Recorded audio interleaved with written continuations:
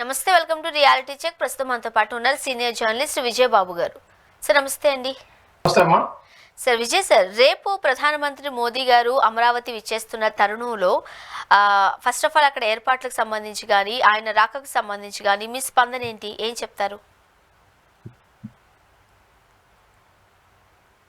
ప్రధానంగా ఏంటంటే అమరావతికి సంబంధించి ప్రధాని నరేంద్ర మోడీ గారు గతంలో ఆల్రెడీ శంకుస్థాపన చేశారు. తిరిగి మళ్ళీ పునః ప్రారంభించడానికి వస్తున్నారు. ఇది ఇక్కడ అంటే ఏంటంటే ఒకసారి చేసినటువంటి పనులనే మళ్ళీ తిరిగి చేస్తున్నారు. నిజానికి ఏంటంటే ఆయన ఇప్పుడు ప్రస్తుతం ఉన్నటువంటి పరిస్థితుల్లో, దేశం క్లిష్ట పరిస్థితుల్లో ఉన్నటువంటి నేపథ్యంలో వారు ఈ కార్యక్రమానికి వచ్చేటువంటి అవకాశం లేదు. కానీ ఇతరత్ర పరిస్థితుల్లో అయితే ఖచ్చితంగా వచ్చేవారు కాదు. కానీ ఇప్పుడు ఎన్డీఏ ప్రభుత్వం చంద్రబాబు నాయుడు గారితో ప్రధానంగా కలిసి వెళ్లాల్సినటువంటి ఆయన అవసరాలు ఆయనకు ఉన్నాయి కాబట్టి ఈయన అవసరాలని ఆయన ఫుల్ఫిల్ చేసేటువంటి దీంట్లో ఇచ్చిపుచ్చుకునేటువంటి ధోరణిలోనే వస్తున్నారని అనుకోవాలి. సరే, అంతవరకు బాగానే ఉంది. అమరావతి రాజధానిని నిర్మించడం కానీ దాన్ని ఎవరు కూడా కాదనే పరిస్థితి లేదు. కానీ ఇక్కడే ప్రధానంగా నరేంద్ర మోడీ గారు అయినా సరే వచ్చిన తర్వాత వారు ఏ గడ్డ మీదైతే చంద్రబాబు నాయుడు గారిని పోలవరం ఏటీఎం అని చెప్పని విమర్శించారో అటువంటి ఆయన మళ్ళీ ఇప్పుడు వచ్చి నా మిత్రుడు, ఆహా ఓహో అని చెప్పని ఖచ్చితంగా రేపు పొగిడేటువంటి పరిస్థితి ఉంటుంది. ఇదంతా చూసినప్పుడు అంటే రాజకీయాలు ఎంత విచిత్రంగా ఉంటాయి, నిజంగా రాజకీయాలు ఇలా ఉంటాయి అని చెప్పని అయితే అందరం కూడా మనం మరొకసారి హతాశలం కాక తప్పదు. దీనికి ఎవరు కూడా మినహాయింపు కాదు అనే దాన్ని మరొకసారి వాళ్ళు తాజాగా రేపు నిరూపించబోతున్నారు. సరే, ఇది ఇంతవరకు బాగానే ఉంది. తర్వాత ఇదేంటంటే ఒక జాతర అన్నటువంటి రీతిలో అమరావతి పునఃప్రారంభం అనేటువంటి పనులు జరుగుతున్న నేపథ్యంలో అక్కడ వాస్తవానికి ఏంటంటే ఆ పోరాటం చేసినటువంటి రైతులు నిజంగానే వాళ్ళు ఒక విజయోత్సాహంతో ఉన్నారు. నిన్న వారందరినీ కూడా బొట్టు పెట్టి పిలవడాలు ఇవి చూసినప్పుడు డెఫినెట్గా దాన్ని మనం కాదనిలే, వాళ్ళు ఒక పండుగగానే దీన్ని జరుపుకున్నారు. అయితే ఇదే క్రమంలో గమనించాల్సింది ఏంటంటే ఈ ఎక్కడ నుంచి 1,00,000 కోట్ల రూపాయలతో అమరావతి నగరాన్ని నిర్మించేటువంటి కెపాసిటీ ఆంధ్రప్రదేశ్కు ఉందా? ఇక్కడ ఆలోచించాల్సింది ఏంటంటే అప్పు చేసి పప్పు కూడా మన పెద్దలు అంటారు. అప్పు చేసి పప్పు కూడా తినడం లేదు. రాజశేఖర రెడ్డి గారి పరిభాషలో చెప్పుకోవాలన్నట్లయితే అమ్మకి అన్నం పెట్టను కానీ పెన్నమ్మకి బంగారు గాజులు చేయిస్తానని చెప్పని ఆయన తరచూ చంద్రబాబు నాయుడు గారిని ఉద్దేశించి మాట్లాడుతూ ఉండేవారు. సో ఆ విధంగా ఒకవైపు రాష్ట్రం ఏమో పూర్తిగా అప్పుల ఊబిలో కూరుకుపోయి ఉంది. ఎక్కడో కూడా ఆయన దావోస్గా హంగామాగా భయంకరమైనటువంటి హడావుడి చేస్తూ వెళితే ఎవరు పెట్టుబడులకు రాలేదు. ఇప్పుడు చూస్తున్నటువంటి పెట్టుబడులు ఎవరయ్యా అంటే ఉచితంగా 99 రూపాయలకి ఇస్తాను, లేదంటే ఇంతకి ఇస్తాను అంతకి ఇస్తానని బోగస్ కంపెనీలకి కోట్లాది రూపాయలు విలువైనటువంటి భూములు కట్టబెట్టే పరిస్థితి తప్ప జెన్యూన్గా వచ్చేటువంటి పరిశ్రమలు అనేటువంటివి కూడా లేవు. అటువంటి నేపథ్యంలో మొత్తం యావత్తు ఇక్కడ ఒకటే ఆంధ్రప్రదేశ్ ప్రజలు కానీ విఘ్నత కలిగినటువంటి ప్రజలు కానీ ఆలోచించాల్సింది ఏంటంటే దీని అమరావతి కట్టడాన్ని లేకపోతే ఆయన సంకల్పాన్ని మనం ఎవరూ తప్పుపట్టం. కానీ ఇంత పెద్ద మొత్తంలో డబ్బు తీసుకొచ్చి అక్కడ పెడుతున్నారు కదా, ఎవరిది డబ్బు అనేదే నేను ప్రశ్నిస్తున్నాను.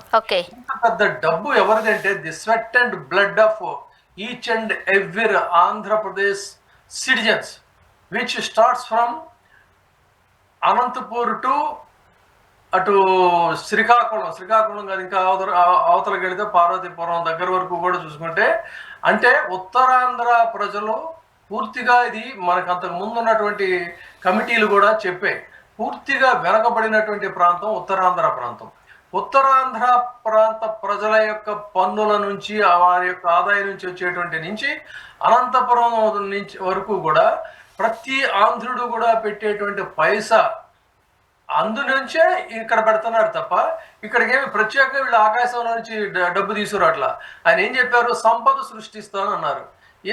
తర్వాత ఇక్కడికి వచ్చి అమ్మో భయం వేస్తుందని చెప్పని ఇంత అవకాశవాద రాజకీయాలు చేయడం అనేటువంటిది మరి ప్రజలందరూ కూడా ఆశ్చర్యపోతున్నారు. అంత పరిణితి చెందిన వ్యక్తి, దీర్ఘంగా రాజకీయాల్లో ఇంతకాలం ప్రయాణం చేసిన వ్యక్తి, మనం చాలా అల్పజీవులు పౌరులుగా మనం ఇవన్నీ కూడా విశ్వసించి ఓటేస్తే ఇదే ఆయన మాట్లాడేటువంటి ఇదని వాళ్ళు విస్తుపోతున్నారు. ఆ పరిస్థితుల్లో నరేంద్ర మోడీ గారైనా సరే రేపు ప్రారంభోత్సవానికి వచ్చినప్పుడు వారిని ప్రారంభించమనండి, ఆయన్ని సహాయం చేయమనండి కాదంటారు. అదే సమయంలో మరి మీరు మొన్న బడ్జెట్ లో కూడా పెద్ద హంగామా చేశారు, ఇది రైల్వే జోన్ గురించి. తీరా చూస్తే మళ్ళీ అక్కడ ఏదో మెలికి పెడుతున్నారు వాళ్ళు భువనేశ్వర్కి సంబంధించి. అంటే మరి అసలు అది ప్రారంభమవుతుందా లేదా? విశాఖ ఉక్కు ఒకవైపు వాళ్ళు అలో లక్ష్మణ అని చెప్పిన వాళ్ళు అక్కడ రోడ్ల మీద కూర్చొని పోరాటాలు చేస్తుంటే వారికి మరి పెద్ద మొత్తంలో ఇది చేసాం అది చేసాం అని హామీ ఇచ్చారు కదా, వాళ్ళ యొక్క పరిస్థితులు ఏంటి? వాళ్ళకి ఏమైనా విస్పష్టమైనటువంటి వాళ్ళ జీవితాలకు భద్రత కల్పించేటువంటి హామీ నరేంద్ర మోడీ గారు ఏమైనా ఇస్తారా? అదేవిధంగా రాయలసీమ ప్రాంతానికి ఏ విధంగా సమతౌల్యం పాటిస్తాం, ఉత్తరాంధ్ర ప్రాంతానికి ఏ విధంగా సమతౌల్యం ఇస్తాం అని మాట్లాడతారా? తర్వాత సాక్షాత్ ఈ దేశ ప్రధాని అవినీతి గురించి అదే పనిగా మాట్లాడేటువంటి ప్రధాని నరేంద్ర మోడీ గారు వస్తున్నటువంటి నేపథ్యంలోనే సాక్షాత్తు ఇక్కడ ఈ వర్ష అనేటువంటి ఒక బోగస్ కంపెనీకి అత్యంత విలువైనటువంటి భూములు కట్టబెట్టారని చెప్తున్న నేపథ్యంలో దీని మీద వారు మరి ఎంక్వైరీ వేస్తారా? దీని మీద జాతీయ స్థాయిలో ఒక దీన్ని కమిటీని ఏర్పాటు చేసి చేయాలి అనే దాన్ని కూడా ఇక్కడ ఆంధ్ర ప్రాంత ప్రజలు కోరుతున్నారు కాబట్టి దాని మీద వారైనా స్పందిస్తారా? లేదు అంటే లేదు, ఆయన పిలిచినటువంటి ప్రాతిపదిక వచ్చి హడావుడి చేసేసి చంద్రబాబు నాయుడు గారు నేను పొగిడి ఈయన ఆయన పొగిడేసి వెళ్ళిపోతే అందులో అర్థమే లేదు. దానికోసం ఖర్చు పెడుతున్నారమ్మా అంటే ఒక మాట చెప్తాను, అసలు ఎంత ఆశ్చర్యం అంటే ఒక పనుల్ని సాక్షాత్తు ఈ దేశ ప్రధానే కావచ్చు, కానీ ఆంధ్రప్రదేశ్ అనేటువంటిది పేద రాష్ట్రం, ఆంధ్రప్రదేశ్ అప్పుల్లో ఉన్నటువంటి రాష్ట్రం. అలాంటి రాష్ట్రానికి ప్రధాని మోడీ గారిని పిలిపించడంలో వీళ్ళు చేస్తున్నటువంటి ఖర్చు దుబారా పబ్లిక్ మనీ ఎంతంటే మీకు ఒక చిన్న ఇది చూపిస్తాను సాక్ష్యాధారాలతో, మనం మాట్లాడుతున్నటువంటి మాటలు కాదు. వాళ్ళు వేలపిండిలాగా పబ్లిక్ మనీని వేలపిండిలాగా ఇష్టారాజ్యం కింద వాళ్ళు చేసేటువంటి ఖర్చు చూస్తే ఆయన లైటింగ్ కోసం అంట 2.5 కోట్ల రూపాయలు టెండర్ పిలిచారమ్మా. ఏది అద్దెది, పర్మనెంట్ శాశ్వతంగా పెట్టేటువంటి లైట్లు కాదు. అక్కడ ప్రధాని నరేంద్ర మోడీ గారు ఇచ్చేస్తున్నటువంటి సందర్భంలో ఏర్పాటు చేసేటువంటి లైటింగ్ కోసం ఒక టెండర్ పిలిచారు. ఆ టెండర్ నోటీస్ ఉంది నా దగ్గర, మీకు నేను కావాలంటే తర్వాత ఫార్వర్డ్ చేస్తా, దాన్ని డిస్ప్లే చేయండి. 2.5 కోట్ల రూపాయలు విద్యుదీకరణ అంటే విద్యుత్ అలంకరణ.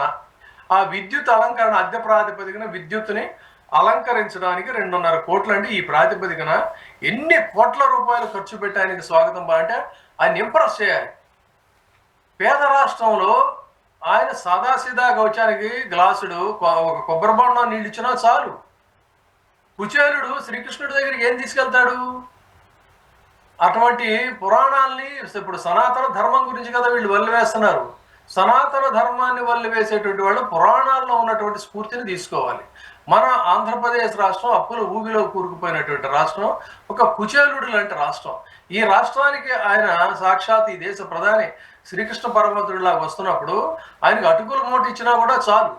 కానీ విద్యుత్ అలంకరణ కోసం 2.5 కోట్లు అంటే ఇది ఒక ఎగ్జాంపుల్గా చెప్పాను.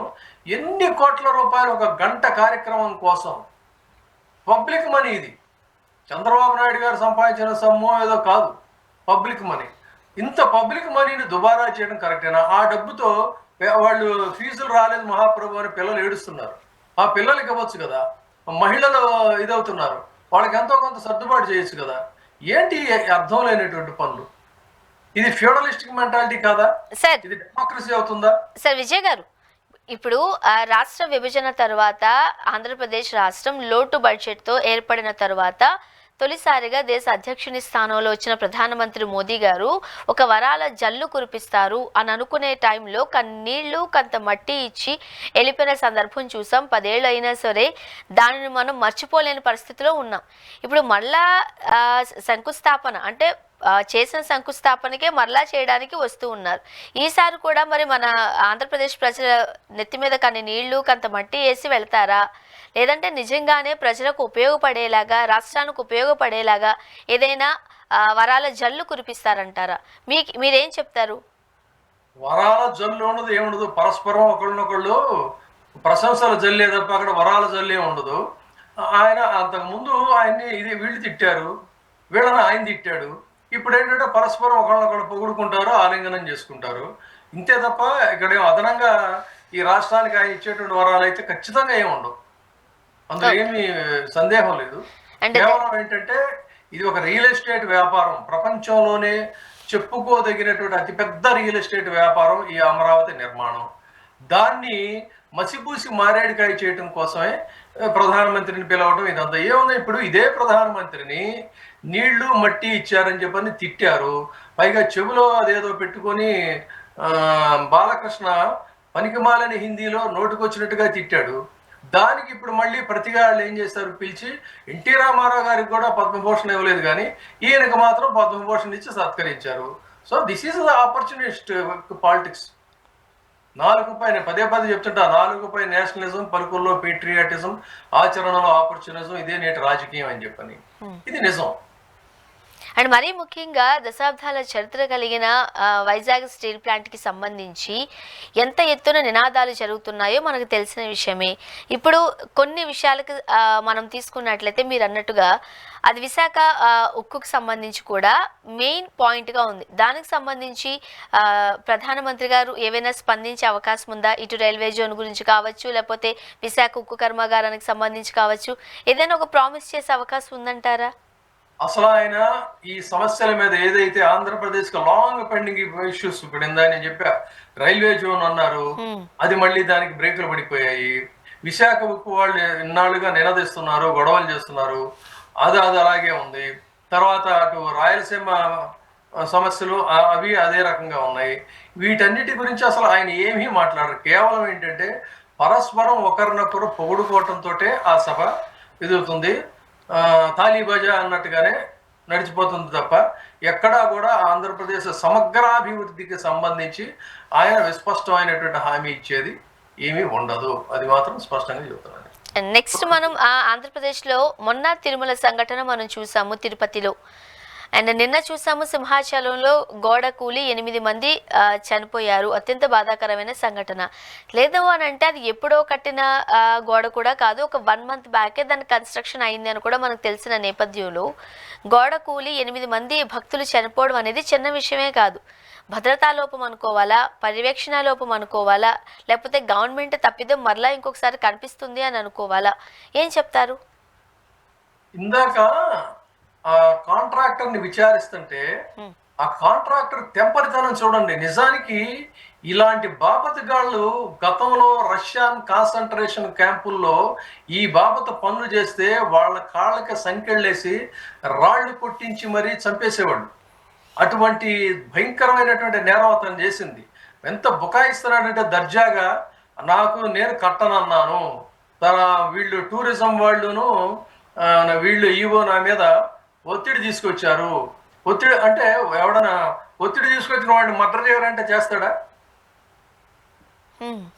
అంటే ఎంత తెగింపు అంటే ఏదో తూతూ మాత్రం కింద చేస్తాడు. ఎందుకంటే అది ఆ డబ్బు కూడా టూరిజం డిపార్ట్మెంట్ నుంచో లేకపోతే ప్రసాదం స్కీమ్ నుంచో తీసుకొని చేశారని చెప్తున్నారు.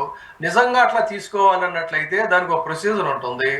ఆ కమిటీ తీర్మాన మెంబర్స్ ఉంటారు, ఆ బోర్డు కానీ వాళ్ళు తీర్మానం ఆమోదించాలి. ఆమోదించిన తర్వాత ఫండ్ రిలీజ్ చేయాలి. దానికి టెండర్స్ పిలవాలి. షార్ట్ టెండర్ నోటీస్ అంటారు దాన్ని. ఆ షార్ట్ టెండర్ నోటీసులో వచ్చినటువంటి వాళ్ళని చేయాలి. తర్వాత కన్స్ట్రక్షన్ జరిగేటప్పుడు ఇంజనీర్ ఉండాలి.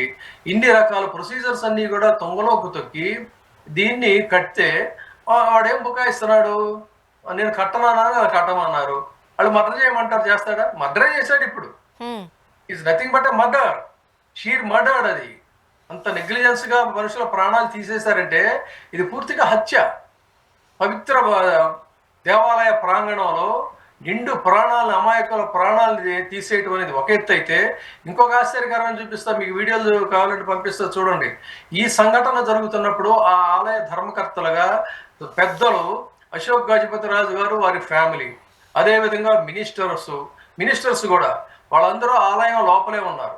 సంఘటన జరిగిన తర్వాత ఆయన కనీస మాత్రంగా పెద్ద మనిషి ఆయన వచ్చి వాళ్ళని పరామర్శించలేదు, మాట్లాడలేదంటే ఎంత అమానవీయం, ఎంత ఫ్యూడల్ మెంటాలిటీ తలుచుకుంటేనే బాధేస్తుంది అనమాట. ఎంత దారుణం అండి. గప్చిప్గా వెళ్ళిపోయారంటే ఇది అపరాధ భావం కదా, ఖచ్చితంగా తప్పు చేశామనేటువంటి భావనే కదా. కాకపోతే ఎందుకు రారు వాళ్ళు? తర్వాత ఏదైనా సంఘటన జరిగిన వెంటనే ఎక్కడో కాగితాలు తగల పడిపోయినాయి అంటే స్పెషల్ ఫ్లైట్ ఇచ్చి హుటాహుటిన వెళ్ళండి, ఆ పెద్దిరెడ్డి ఏం చేశాడు ఏంటో కనుక్కోండి అని అంతగా స్పందించినటువంటి ముఖ్యమంత్రి ఇక్కడ సంఘటన జరిగితే కొన్ని గంటలు గడిచినా కూడా అదే విశాఖపట్నంలో మంత్రులు ఉంటారు, వాళ్ళు బయటికి రావడానికి భయపడ్డారంటే అపరాధ భావం కదా అది. నిజంగా వాళ్ళు నిజాయితీ పర్లేదు, వాళ్ళు వెంటనే హుటాహుటిన బయలుదేరి రావాలి కదా, రాలేదు. అంటే ఈ అసలు వాడికి అంత ధైర్యం ఎక్కడి నుంచి వచ్చిందంటే, ఈ గోడకి పునాది ఏంటి అన్నట్లయితే పూర్తిగా అవినీతి. అవినీతి పునాది మీద వాడు గోడ కట్టాడు. ఆ గోడ కాడ ఆ అవినీతి తిన్న నక్కలు కూడా ఎవరనేది కూడా బయటికి రావాలి. ఎందుకంటే వాడొక్కడే తినుండడు ఖచ్చితంగా. దీనికి ఈ ప్రసాదం స్కీమ్ నుంచి తిన్నారంటే ఈ అవినీతి ప్రసాదాన్ని తలా కాస్త పంచుకున్నారు. ఆ పంచుకున్న బాపతగాళ్ళు ఎవరు? ఇది సనాతన ధర్మం అని కదా మాట్లాడుతున్నారు. ఆలయంలో భక్తుల హత్య నిట్ట నిలువున ఇలా హత్యలు చేసేటువంటి పరిస్థితి ఇది. దీని వెనక ఎవరున్నారు, ఎవడెవడు ఎంత తిన్నాడు అని బయటికి రాదు తప్ప వాడిని ఏదో బకరాన్ చేసి ఆడెవడ ఇంకొక కాసేపట్లో ఏం చేస్తారంటే ఈ ఊరు ఎవరినో ట్రాన్స్ఫర్ చేస్తారు. ట్రాన్స్ఫర్ చేసి నిన్న జగన్మోహన్ రెడ్డి గారు చెప్పారు కదా, అక్కడెక్కడో టీటీడీలో ఎవరినో ట్రాన్స్ఫర్ చేసి మంచి పొజిషన్లో పెట్టారంట. సో ఇంత ఇంత నెట్ట నిలువుగా వంచన రాజకీయాలు చేయాల్సినటువంటి అవసరం ఏమైనా ఉందా? ఇది ధర్మమేనా? సాక్షాత్తు దేవాలయాలు, ధర్మానికి కర్మానికి ప్రతీకగా ఉండేటువంటి దేవాలయాల్లో అపచారాలు జరుగుతుంటే వాటి మీద కూడా కనీసం న్యాయబద్ధంగా వ్యవహరించకుండా నిన్న జగన్మోహన్ రెడ్డి గారు కొన్ని మంచి ప్రశ్నలు వేశారు. ప్రతిపక్ష నాయకుడిగా నేను చెప్తున్నాను, ఒకవేళ ఆయన్ని వ్యతిరేకించే వాళ్ళు కూడా మీరు మిమ్మల్ని ఆత్మవిమర్శ చేసుకోండి. నిన్న ఆయన క్వశ్చన్ చేసిన ప్రతి పాయింట్ కూడా చాలా వ్యాలిడ్ పాయింట్. ఈ విధంగా ప్రశ్నించే వాళ్ళు కూడా లేకపోతే ఇంకా ఎన్ని అరాచకాలు జరుగుతాయి, ఇంకా ఎంతమంది అమాయకుల ప్రాణాలు కోల్పోతారు. ఒక చాలా వ్యాలిడ్ పాయింట్ ఆయన మాట్లాడింది. పాలిటీషియన్ ఎవరనేది మీరు చూడకండి, ప్రశ్నించినటువంటి ప్రశ్నలో సహేతుకమైన ప్రశ్న కదా. ఆయన వేసిన ప్రశ్న ఏంటంటే, కామన్ మ్యాన్ని నిన్న ఇంగ్లీష్ మీడియా వాళ్ళు క్వశ్చన్ చేశారు. చేస్తే కామన్ మ్యాన్ ఈ ప్రభుత్వం ఇల్ట్రీట్ చేస్తుంది అన్నారు. ఇది వాస్తవా కాదా? ప్రతి ఒక్కరూ కూడా మీ కూటమి ప్రభుత్వాన్ని అభిమానించే వాళ్ళు కానీ, జగన్మోహన్ రెడ్డిని వ్యతిరేకించే వాళ్ళు కానీ ఎవరైనా సరే ఆత్మసాక్షిగా మిమ్మల్ని మీరు ప్రశ్నించుకోండి. ఈ ప్రభుత్వం కార్పొరేట్ సంస్థలకి రెడ్ కార్పెట్ వేసి వాళ్ళకి ఉచితంగా ఇక్కడ దోచిపెడతా ఉంటే మరొక వైపు కామన్ మ్యాన్ ఇల్ట్రీట్ చేస్తుందా లేదా? వాడు చేస్తాడు తోపుడులాటలో, దేవుడిని దర్శించుకుంటాడు లేకపోతే చస్తాడన్న రీతిలో విశాఖపట్నంలో ప్రవర్తించారా లేదా? నిన్నటికి నిన్న సింహాచలంలో ప్రవర్తించారా లేదా? ఎన్నో అసలు దీని శాంటిటీ ఏంటి, సనాతన ధర్మం ఏం చెప్తుంది, ఈ కాశీనాయన టెంపుల్ అంటే ఏంటి, దీని ప్రాశస్త్యం ఏంటి అనేది ఏమైనా ఆలోచించారా? అడ్డగోలుగా పగలు కొట్టేసేసారా? ఇవన్నీ వ్యాలిడ్ పాయింట్స్ కదా సార్. ఇక మరో పక్క మనం చూసాము పహల్గామా ఘటన తర్వాత ఏదైతే భారత ప్రభుత్వం తీసుకున్న డెసిషన్స్ మనం చూస్తూ ఉంటే ఈ ఆపరేషన్ కగర్ని ఆపేయాలి అంటున్నారు కొన్ని పార్టీలకు సంబంధించిన నేతలు. సీనియర్ జర్నలిస్ట్గా మీకేమనిపిస్తుంది? ఇది చాలా ఒక సున్నితమైనటువంటి సమస్య అమ్మా. దీన్ని రెండు రకాలుగా, ఒకటి ఏంటంటే మానవీయ కోణంలో చూడొచ్చు, మరొకటి ఏంటంటే యుద్ధ రీతి అనేటువంటి దాంట్లో కూడా చూడాల్సి ఉంటుంది. ఒక దశలో ఈ రాష్ట్రంలో రాజశేఖర రెడ్డి గారు నక్సలైట్లని టాప్ లెవెల్ నక్సలైట్స్తో కూడా చర్చలు జరిపి అసలు అసాధ్యం, ఇది ఎలా, ఇది ఊహాజనితమైన అంశం అని చెప్పి అనుకున్నటువంటి పరిస్థితుల్లో రామకృష్ణ లాంటి ఒక అగ్రశ్రేణి నక్సల్ నాయకుడితో సహా వాళ్ళతో చర్చలు జరిపారు. చర్చలు ఎంతవరకు ఫలప్రదమైనది కాదు, అనేక మందిని ఆ రోజున సరెండర్ అయిపోయేటువంటి పరిస్థితి వచ్చింది. ఆ విధంగా అంటే ఇక్కడ కావాల్సింది ఏంటంటే నేరస్తుల్ని నిర్మూలించడం కాదు, సనాతన ధర్మం అని చెప్తున్నారు కదా వీళ్ళు. సనాతన ధర్మం ఏం చెప్తుందంటే నేరస్తుల్ని నిర్మూలించడం మన లక్ష్యం కాదు, నేరాల్ని నిర్మూలించాలి, నేరస్తుల్ని సంస్కరించాలి. ఇది మన ధర్మం చెప్తున్నటువంటి ఇది. అంతే తప్ప నేరస్తుల్ని నిర్మూలించకుండా పోయినంత మాత్రంలో నేరాలు, సమాజంలో అసమానతలు ఉన్నంత వరకు కూడా నేరాలు జరుగుతూనే ఉంటాయి. ఆ అసమానతలకి మూలకారకులు అవుతున్నటువంటి వాళ్ళే రాజకీయ నాయకులు. ఒకవైపు తెల్లవారుజామున వచ్చి 300 రూపాయలు పెట్టి టికెట్ కొనుక్కొని ముంగాళ్ళ మీద అక్కడ నిలబడితే మీ ముందే దర్జాగా వాళ్ళు మంత్రులు లోపలికి వెళ్ళిపోయి వాళ్ళ సకుటుంబ సపరివార సమేతంగా, నేను మీకు ఇది కూడా క్లిప్ కావాలంటే పంపిస్తా, వాళ్ళు లోపల ఏకైకలో పక్కపక్కలతో కూర్చొని చేస్తుంటే we are all equals in the democracy, we are all equals. ఎందుకు ఈ డిస్పారిటీ చెప్పండి. మరోపక్క మనం చూసాము ప్రధానమంత్రి మోదీ గారు భారత సైన్యానికి ఫుల్ పవర్స్ ఇచ్చేశారు. మీరేమంటారు? ఈ ఈ ఈ అంటే ఈ సిచ్యువేషన్స్ అన్ని చూస్తుంటుంటే యుద్ధం తథ్యమంటారా, తప్పదంటారా? త్రివిధ దళాలకి ఆయన ఫుల్ పవర్స్ ఇవ్వటం అనేటువంటిది ఖచ్చితంగా అభినందనీయం, సందర్భోచితం, సమంజసం, సమర్థనీయం. ఇందులో ఏమి కించిత సందేహం లేదు. కాబట్టి ఆ విషయంలో మళ్ళీ అది యుద్ధ రీతి వేరు, యుద్ధ నీతి వేరు. యుద్ధ నీతిలో ఏంటంటే ఎవడైతే అమాయక ప్రాణాలు, అదే చెప్తున్నా, అక్కడ ఆ ముష్కరులు అమాయక ప్రాణాలు తీసినప్పుడు ఇదే నరేంద్ర మోడీ గారు త్రివిధ దళాలకి ఆయన అధికారాలు ఇచ్చి చూసుకోండి మీ ఇష్టం అని చెప్తున్నాడు. మరి అమాయక ప్రాణాలు తీసిన కాంట్రాక్టర్ వాడిని చాలా సగౌరవంగా నిలబెట్టి వాడిని ప్రశ్నిస్తూ ఉంటే జవాబులు చెప్పే పరిస్థితి ఉందంటే ఏంటి ఇది? ఇక్కడ ఈ న్యాయం ఏంటి, అక్కడ ఆ న్యాయం ఏంటి? చెప్పండి, ఆలోచించండి ఒకసారి. ఒకవేళ యుద్ధం వచ్చినట్లయితే అమాయకుల ప్రాణాలు సిటిజన్స్ ప్రాణాలేగా తీసింది. సిటిజన్స్ ప్రాణాలు తీసినందుకు అక్కడ అంత పెద్ద ఎత్తున మోహరిస్తూ ఇంత పెద్ద ఎత్తున అక్కడ ఏర్పాట్లు చేస్తుంటే ఇక్కడ వీడు చాలా ధైర్యంగా నేను కట్టనన్నాను, నన్ను కట్టమన్నారు, అది ఏదైనా మాట్లాడుతున్నాడంటే ఏంటి చెప్పండి. సార్, ఒకవేళ యుద్ధం జరిగితే ఎటువంటి పరిణామాలు ఎదుర్కొనే అవకాశం ఉంటుందంటారు? మనం సిద్ధంగా ఉన్నామా? ఇక్కడ అది కాదు, దానికంటే ఒక వ్యాలిడ్ పాయింట్ చెప్పదలుచుకున్నా. మొన్న ఒక నాయకుడి ఉపన్యాసం ఉన్నా, ఎంత బాధాకరం, ఎంత దౌర్భాగ్యం అనిపించిందంటే భారతదేశం హిందువులదంట. మనకున్నదే ఈ దేశం కదా, హిందువులు ఇంకెక్కడుంటారు, మరి వాళ్ళందరినీ రాణిస్తే ఎలాగా అని చెప్పంటాడు. భారతదేశం హిందూ దేశం కాదు. ఫర్ యువర్ కైండ్ ఇన్ఫర్మేషన్ తెలుసుకోవాలి, చరిత్ర తెలుసుకొని మాట్లాడితే భారతదేశంలో మెజారిటీ హిందువులు ఉండొచ్చేమో, కానీ భారతదేశం హిందూ దేశం కాదు, ప్రపంచంలో భారతదేశం హిందూ దేశం కాదు. ఆయన్ని తెలుసుకొని మాట్లాడితే బాగుంటుంది. నేపాల్ ఏం దేశం ఒకసారి కనుక్కుంటే భారతదేశం హిందూ దేశం కాదనే ఫ్యాక్ట్ ఆయనకు తెలుస్తుంది. అదేవిధంగా ఇండోనేషియాని తీసుకుందాం. ఇండోనేషియాలో అది ముస్లిం కంట్రీ అయినా ఏ కార్నర్లో చూసినా కూడా హిందుత్వం ప్రతిబింబిస్తుంటుంది. ఆ వీధుల పేర్లకు కానీ, ఆ మనుషుల పేర్లకు కానీ, వాళ్ళ కార్యక్రమాలు కానీ, ప్రతి ఫ్రేమ్లో అక్కడ హిందుత్వం ఉట్టిపడుతూ ఉంటుంది. అది ముస్లిం దేశం. మనది లౌకిక రాజ్యం. ఇక్కడ ముస్లింలకి ఎంత హక్కు ఉందో హిందువులకి అంతే హక్కు ఉంది, హిందువులకి ఎంత హక్కు ఉందో ముస్లిం ఎంత.